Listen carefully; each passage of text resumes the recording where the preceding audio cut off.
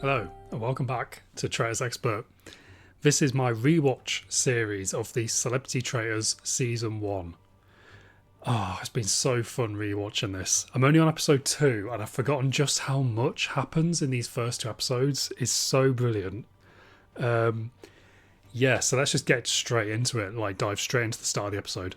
So the end of episode 1 was a cliffhanger where we didn't know who Alan Carr was going to kill in plain sight. So we have got to the reveal at the beginning of this episode, and obviously we now know that it is Paloma Faith that he chose to kill.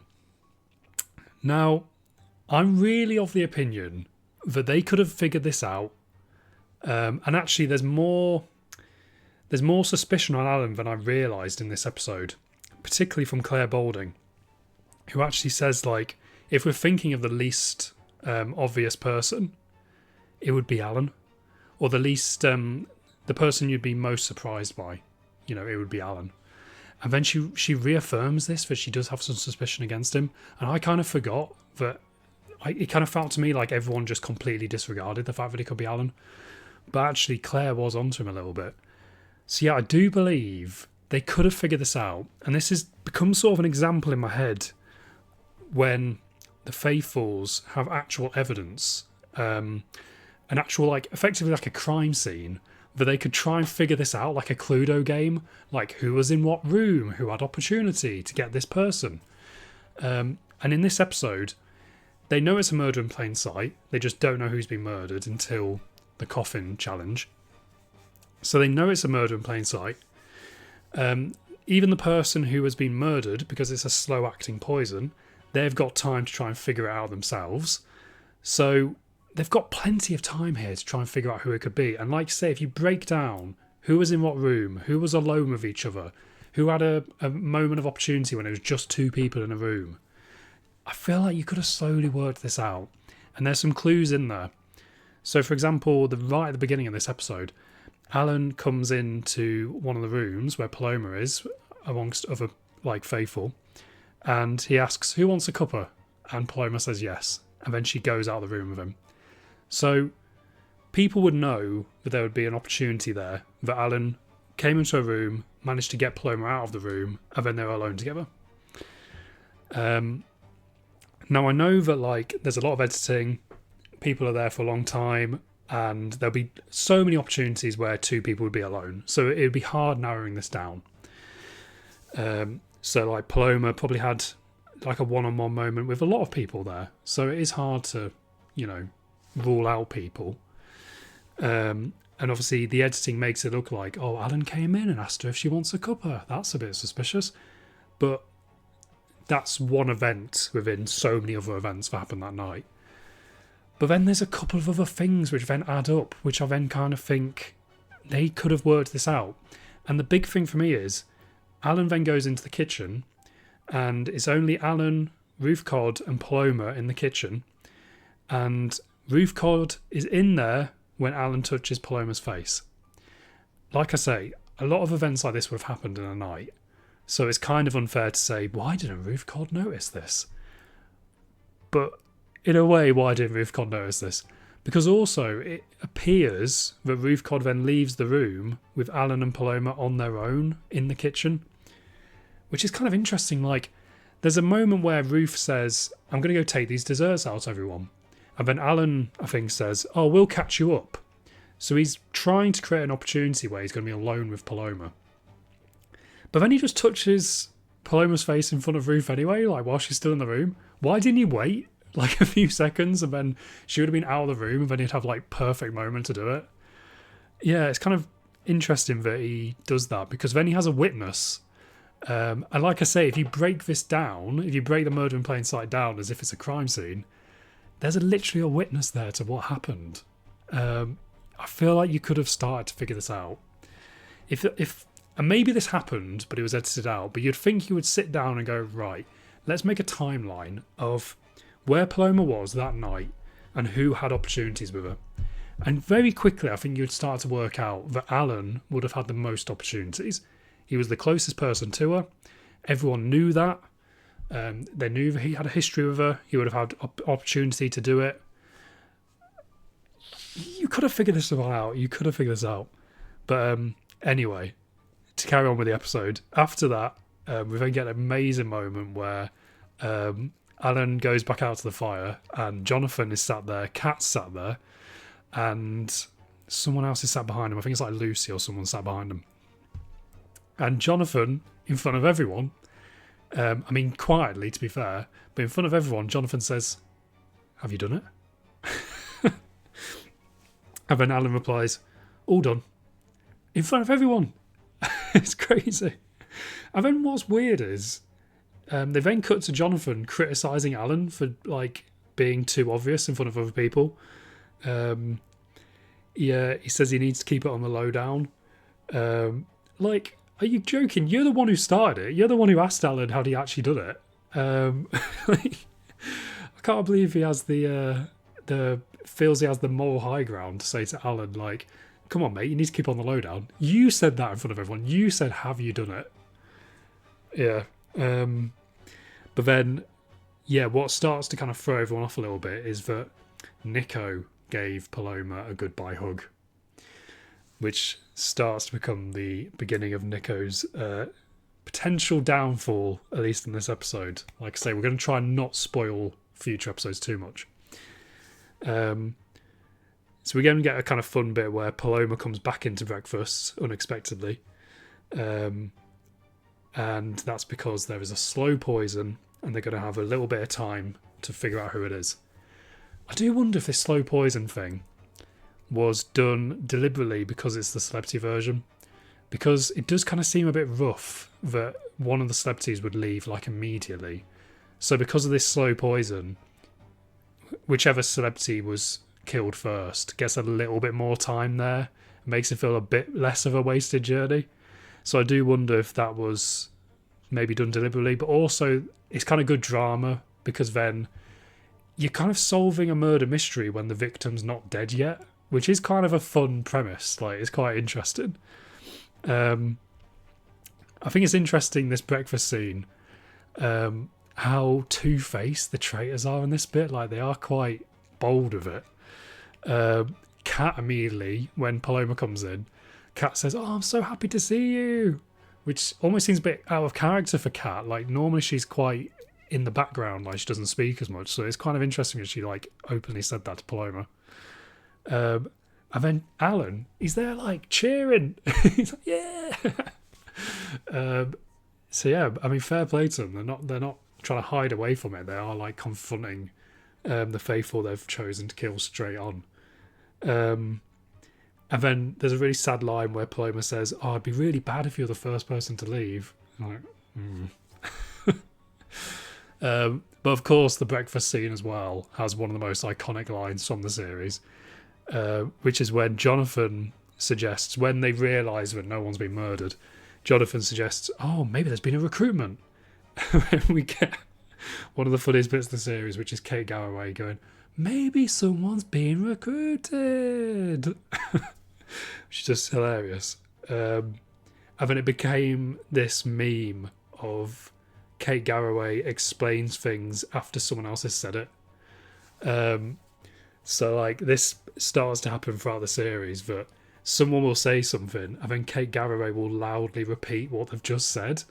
And there's some quite funny moments of that coming up, which I'm sure we'll get into when we get there. Yeah, there's some interesting bits here. I think Alan does quite a good job here of trying to pin the blame on someone else. So he remembers that Ruth was there and she was preparing desserts in the kitchen to take out to other people. So Alan starts thinking, oh, could it have been the desserts? You know, as Ruth poisoned the marshmallows. Which is actually quite good strategy from Alan, you know, throwing out alternative scenarios. It's interesting with Paloma, she doesn't really even suspect that it was her. Not until one moment when she remembers that Nico gave her a good night hug and then starts to wonder about Nico. So yeah, we then get Tom Daly, for example, starts doubting Nico.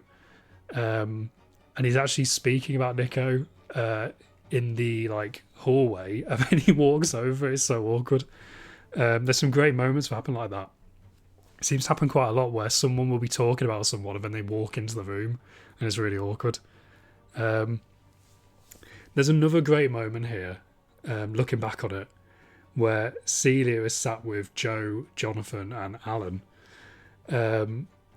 And she mentions how she thinks Alan would be a very unlikely choice because he's just so adorable.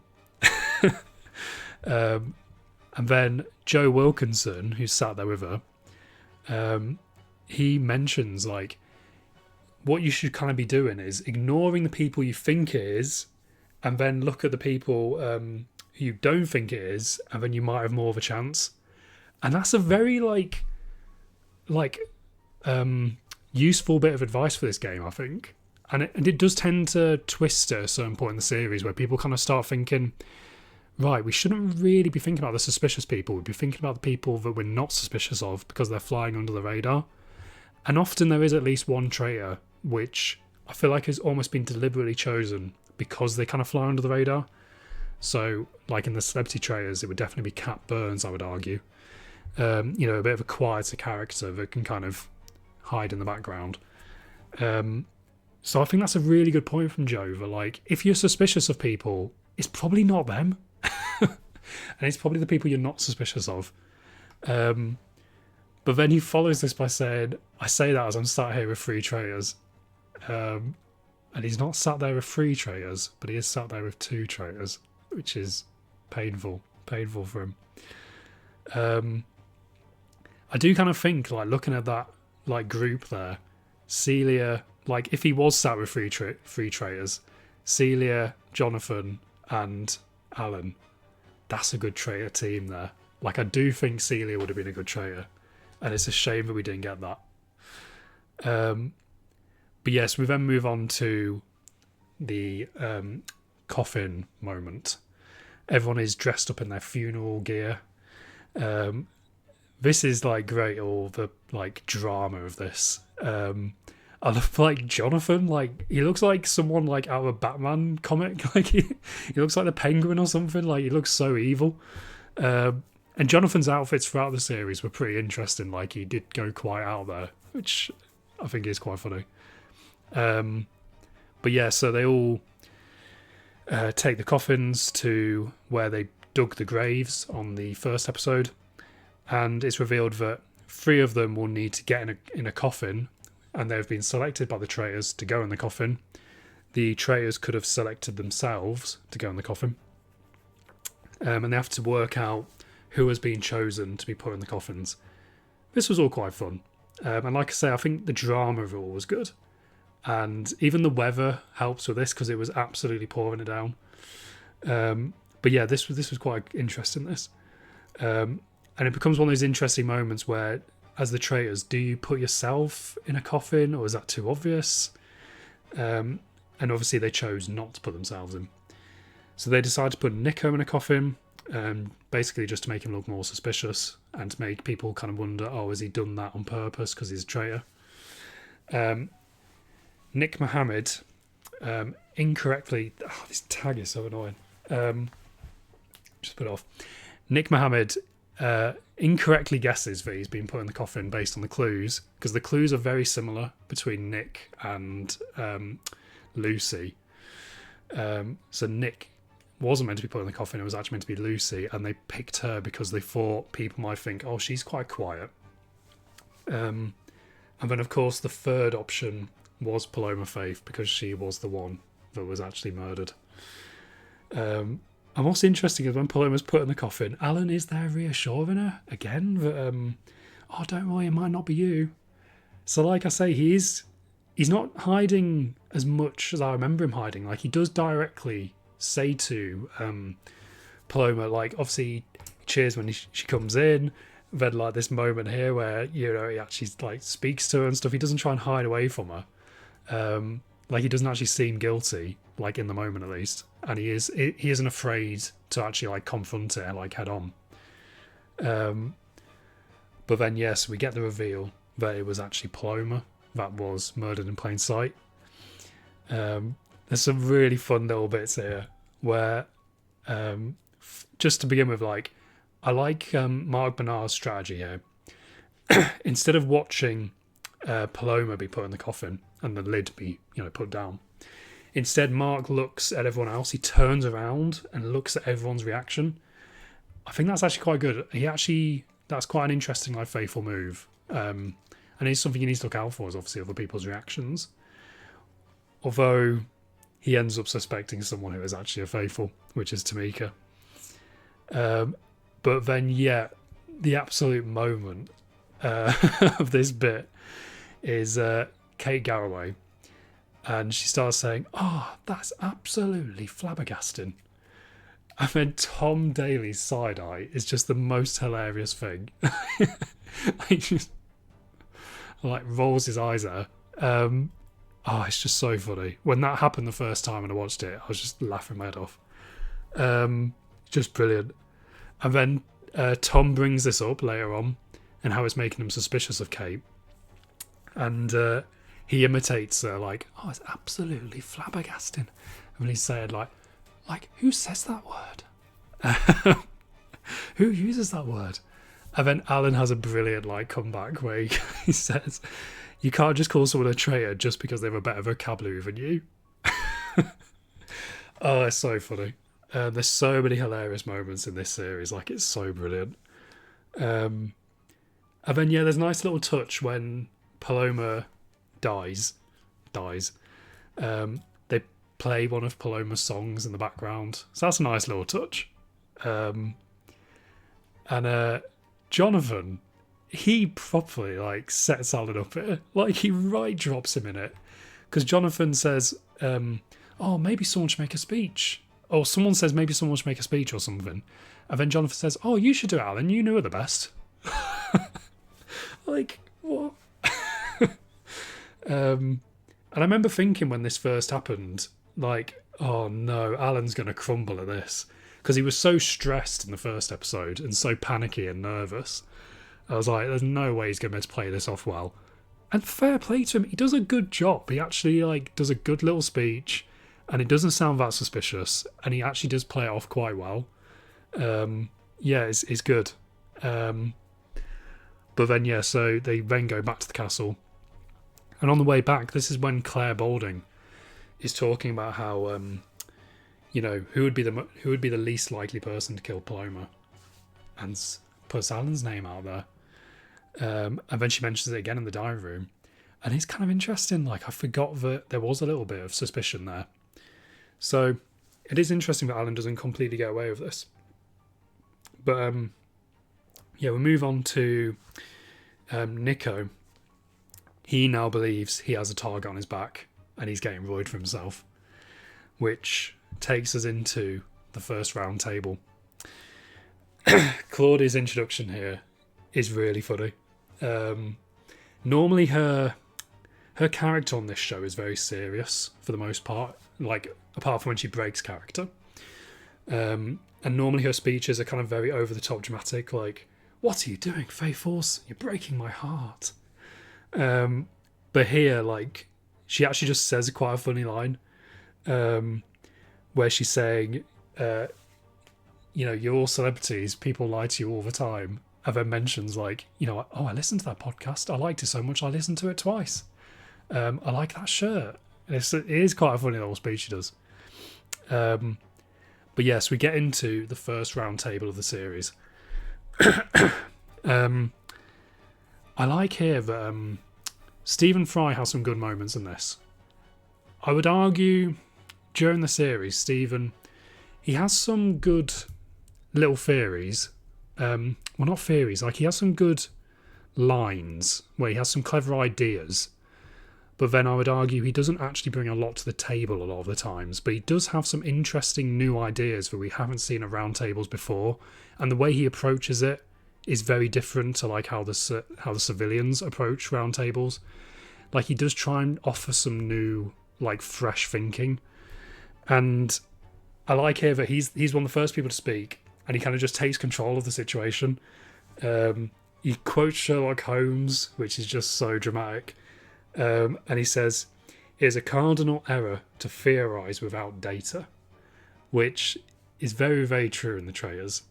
You know, everyone in this show theorizes without data because, like I say, they very rarely use any physical evidence, any opportunity, like looking at the motive means an opportunity. They never look at anything like that. So actually, I liked that with Stephen, like making that point for like, you know, let's not just jump to conclusions basically based off no actual information. I mean, it kind of all goes a bit wrong, but I like the fact that he tries and he does come up with some interesting ideas, like I say, throughout the series. Yeah, for example, one of the ideas that he brings to this round table, which is quite interesting, that people actually don't talk about that much, is that he says, we have to consider the fact that Claudia, at the beginning, in like our interviews and stuff, will ask us, do you want to be a traitor or do you want to be a faithful? And I think, from what I can tell, the producers do take that into account. And I kind of think if you said, I want to be a faithful, I don't think they would force you to be a traitor if you didn't want to be. So Stephen makes this point of saying, like, he asked us, do you want to be a faithful or a traitor? So you need to consider people that you think might be up for being a traitor. Like, they would answer that question of like, yeah, I fancy that actually. And that's a good point, because then that does kind of speak to people's character in a bit of a different way than we actually often like discuss on the show, which is the people who are traitors wanted to be traitors. So like certain people, if their like personality shines through like very obviously, you might be able to tell that they would never want to be a traitor, like they would only want to be a faithful. And certain people you can kind of think that with, like they do seem just so faithful. So that's an interesting point. And then Stephen uses this though to then suggest that it could be Nico, because Nico has this background of YouTube pranking, so like he might feel a bit mischievous and want to play that traitor role. So unfortunately he's wrong, but I like his thinking. You know, he does bring some different like ways to approach the round table. So yeah, that's kind of a shame. Shame that he's wrong. And then Stephen also asks, why have the traitors chosen Paloma? Which again, like, I mean, it's the bare minimum, really. Thinking, like, why have the traitors chosen to kill this person? But sometimes you can watch the round tables and they don't talk about things like that. It's just based on purely, I feel like you could be a traitor. And what annoys me the most is all the, like, accusations of, like, you changed your personality after the blindfold came off. No, they didn't. So many times they're wrong about that. I think people can naturally seem more nervous in certain situations, and you probably would feel nervous after you've had a blindfold on you, knowing that everyone's going to be analysing your like every move. Even if you're faithful, like I have a lot of like inherent like guilt and stuff, you know, like if I go into a bank, I feel like I'm doing something wrong, like I'm stealing my own money out of my bank account. So like if I was wearing a blindfold and then took it off and I knew I was a faithful, I would still feel nervous because I'd be like trying not to mess up and try not to give the wrong idea. So yeah, it's kind of that's a bad thing to base it on. So actually like trying to think of like just basic reasoning, why would the traitors choose this person? Who would want to be a traitor? Like this is some actual interesting new ideas that we don't often get on traitors, so it's good. But yeah, a lot of the discussion ends up being between Nico and Kate Garraway. So Kate, a lot of people are suspicious of her because she's quite over the top. I like the Tom Daly thing of saying she's flabbergasted. And actually, Kate mentions this again, that, I was just completely flabbergasted. And then Tom Daly, they cut to him, and he does this little half smile, like, oh, it's so funny. His little, like, sort of feud against Kate is just so funny. And then this is where she starts trying to defend herself and say like, oh, I'm just a massive ham, I'm just hamming it up, which is an interesting strategy, and we'll see whether that works out for her.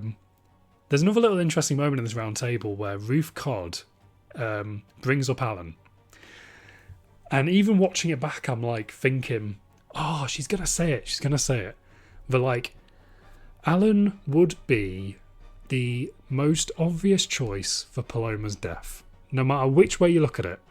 Even if you're thinking about double bluffs, triple bluffs, whatever, Alan had the best opportunity to kill Paloma. He was the closest to her, and Ruth Codd herself knows that Alan was in a room with Paloma, very close to her, whilst they're preparing food. He had the opportunity, and Ruth Codd would know that, and she even witnessed Alan touching her face. And like I say, it's not fair to kind of go like, oh, you need to remember every little thing that happened. But yeah, in this moment, I'm like, I imagine the first time I watched it, definitely, you kind of think, oh, Ruth, she's going to do it. She's going to do it. She's going to say, Alan, what about you? It could be you. You had the best opportunity to get her. And start talking about that.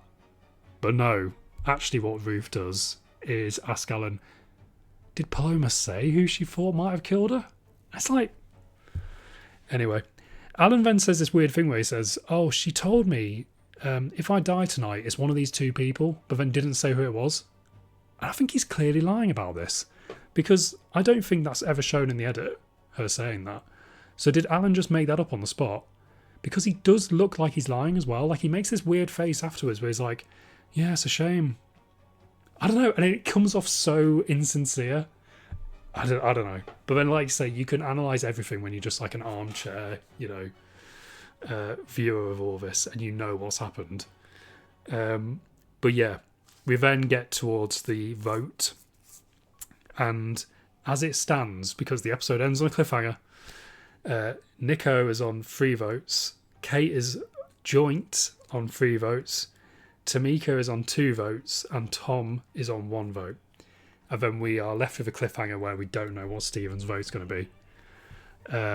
So yeah, it's an interesting cliffhanger, and because Stephen's not even the last vote, so it does kind of give you a bit of an impression of like, oh, what could happen in the next one?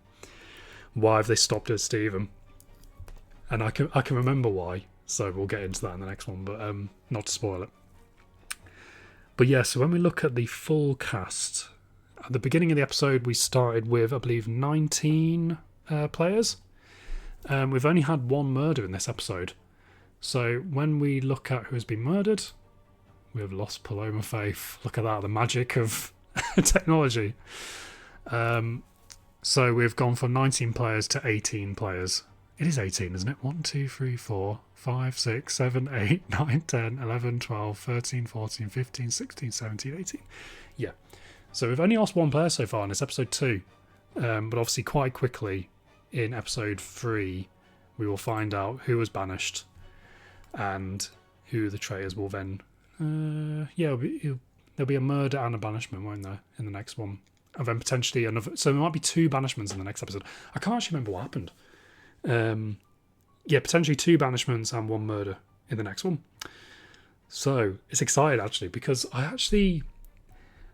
these 2 episodes I think I remember really well, and episode 3 I'm a bit foggier on. I can't really remember quite what happened. So yeah, it's gonna be interesting to find out. And like I say, I'm loving this rewatch. Like, it's so fun. I hope everyone's enjoying watching it as well. It's just fun to talk about because it's such a good series. Yeah. But I will join you again for episode 3 of the Celebrity Traitors rewatch. Thank you for watching, and I'll see you next time.